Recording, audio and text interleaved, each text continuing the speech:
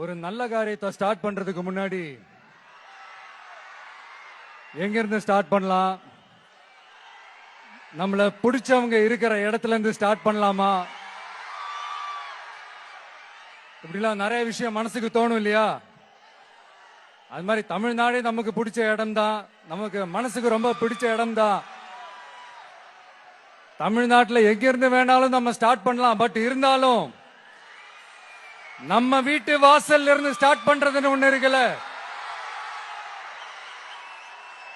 நம்மள பெத்த அம்மா இருக்கிற இடத்துல இருந்து அவங்களோட ஆசியோட ஸ்டார்ட் பண்றதுன்னு ஒண்ணு இருக்குல்ல. அதானே ஒரு பிரைட்டான ஒரு சைனா இருக்கும், ஒரு ஒளியோட ஒரு வெளிச்சத்தோட. சோ இதெல்லாம் மைண்ட்ல நினைச்சுக்கிட்டு தான் உங்க விஜய் உங்க பெரம்பூர் தொகுதியிலிருந்து, நம்ம பெரம்பூர் தொகுதியிலிருந்து நம்ம பிரச்சாரத்தை ஸ்டார்ட் பண்ணணும்னு முடிவு பண்ணிட்டேன்.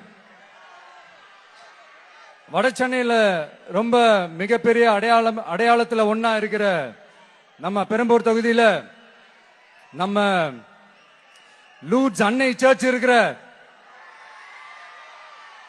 பிரசன்ன லட்சுமி நரசிம்மர் கோயில் இருக்கிற, பல புகழ்பெற்ற மசூதிகள் இருக்கிற இந்த பெரம்பூர் தொகுதியில நம்ம பிரச்சாரத்தை ஸ்டார்ட் பண்றோம். உன்னை மனசார நேசிக்கிற, உன்னோட மக்கள் இருக்கிற, உழைக்கிற, உழைப்போட வாசனை இருக்கிற அப்படிப்பட்ட ஒரு பகுதியிலிருந்து உன் பிரச்சாரத்தை ஸ்டார்ட் பண்ணி விஜயனை மனசு சொல்லிச்சு.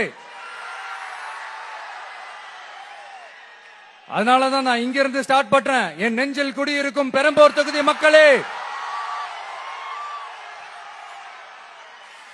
பெண்கள் பாதுகாப்பு இல்லாத, சட்டம் ஒழுங்கு சரியில்லாத, போதைப் பொருள் அதிகமா இருக்கிற நம்ம தமிழ்நாட்டை நம்ம காப்பாத்தி ஆகணும்.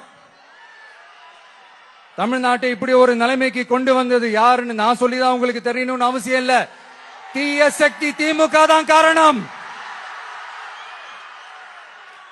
இப்படி ஒண்ணுத்துக்குமே உதவாது இப்படி ஒரு ஆட்சியை நடத்திட்டு விரைவில் விடை பெற போகும் ஸ்டாலின் சார் தான் காரணம்.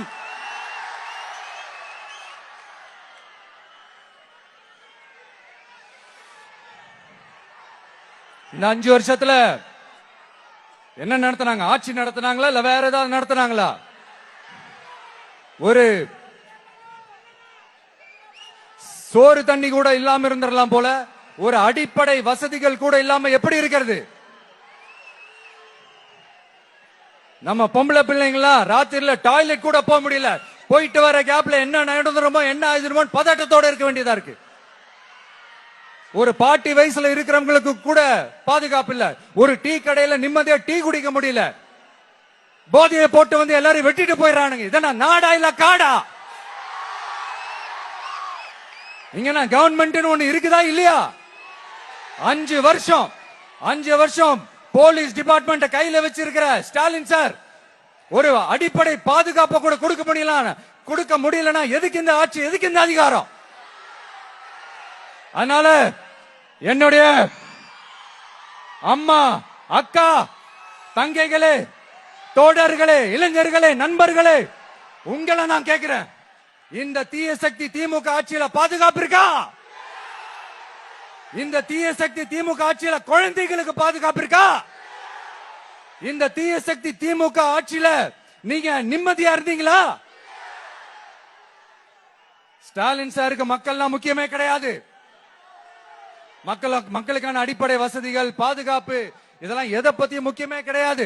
அவருக்கும் இந்த திமுக அரசுக்கும் இந்த 5 வருஷத்துல என்ன முக்கியம் தெரியுமா? குடும்பத்தோடு சேர்ந்து கொள்ளையடிச்சதான் முக்கியம்.